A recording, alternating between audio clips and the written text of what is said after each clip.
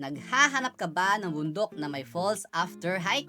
Yung beginner friendly sana pero may konting challenge pa rin? Pwede ba to i-DIY? Magkano na kaya ang rates ngayong 2026? Tara, samahan nyo muna kami sa adventure na to from start to finish at sa sobrang refreshing na falls after hike. Kung kayo ay naka-private car, ipin nyo lang sa Google Map ang Mount 387 Hiking Station. Meron namang signboard sa harap at tindahan kaya siguradong wala kayong kaligaw. Malawak din ang parking kaya kahit truck pa yung dala mo, siguradong kasya at safe na safe. Siyempre, bago ang adventure, usapang gastos muna tayo. Hehehe! Ito yung mga rates nila nung pumunta kami dito. Madilim pa nga nung nag-start kami mag-hike. Ayaw din naman kasi namin maluto ng buhay sa trail pag tirik na yung araw. At balak talaga namin sulitin yung tambay sa summit, guys. Mga 2 to 3 hours lang ay nasa summit na kayo, guys. Pero depende pa rin talaga kung gaano ka kadalas magsabi ng wait lang, picture muna. Hehehe! Kapag back trail nga, ang difficulty level niya for me ay 2/9 lang. Very beginner friendly at maglalakad ka pa din ng tuwid. Pwede rin to sa mga bata, guys. Meaning nga pala ng back trail, guys, kung saan kayo dumaan paakyat ay dun din kayo bababa. Walang surprise na challenge. Pero kung gusto nyo na may thrill at konting character development, mag-traverse trail kayo or round trip, guys. Difficulty level siguro neto ay around 4/9. Beginner friendly pa rin naman. Totoo yan. Kaso nga lang, may parts talaga na mapapakapit ka sa tali habang pababa.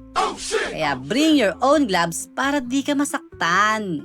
Lakad ka lang ng onte mula sa summit at eto na yung sikat na Lover's Tree ng Mount 387. Ayon sa mga local at guides dito, tinawag daw siyang Lover's Tree dahil marami na raw na couples ang nag-propose, nagka-developan at nagkatuluyan pagkatapos makarating dito. May mga hikers din na naniniwala na kapag single ka at nakaakyat ka dito, baka daw next hike mo, hindi ka na solo. Akala mo pag summit tapos na no? From the summit, 2 to 3 hours pa, pababa dun sa Aloha Falls. 30 minutes siguro kapag nagpagulong-gulong ka na lang. Hehehe, yaray ko! Kapag balak nyo mag-traverse, siguraduhin yung may kapit yung mga suot nyong sapatos o sandals. Kundi, only dulas talaga aabutin nyo dito, pababa ng falls. Huwag kayo pupunta dito ng maulan, ha? Kasi kahit tuyo yung trail, baka mamura mo ng kaibigan mo nag-invite sa'yo dito eh. Hehehe! Paano kung maulan pa, di ba?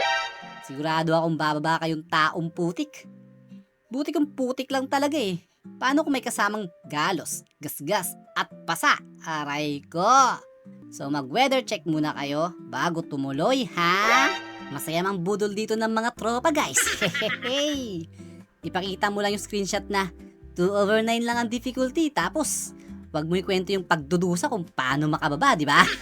Hehehe, aray ko! Sa Mount 387, guys, matututo ka talagang kumapit ng todo eh. Parang relasyon lang yan, mga beshi ko. Kung sino unang bumitaw, siguradong masasaktan eh. Paano ba naman, gugulong-gulong ka pa baba at hahalik ka pa sa lupa? Kung sinuwerte-swerte ka pa baka sa puno ka pa hahalik eh. Nakabundok ka na, nakahalik ka pa, aray ko. Pag may river crossing na kayong nadaanan, congrats, bestie ko. Malapit na kayo sa falls. Kaya push lang ng push kasi worth it talaga pagdating nyo. Since Lunes kami nagpunta, literal na solo namin yung place. Tahimik, malinis, sobrang lamig ng tubig at grabe yung relaxing vibes. Promise.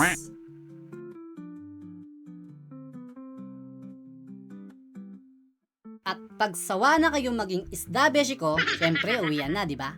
Lakad lang kayo ng halos 30 minutes papunta sa mga naghahabal-habal. At suggest ko lang, sumakay na kayo. Kasi sobrang layo pa at grabe talaga ang init ng araw.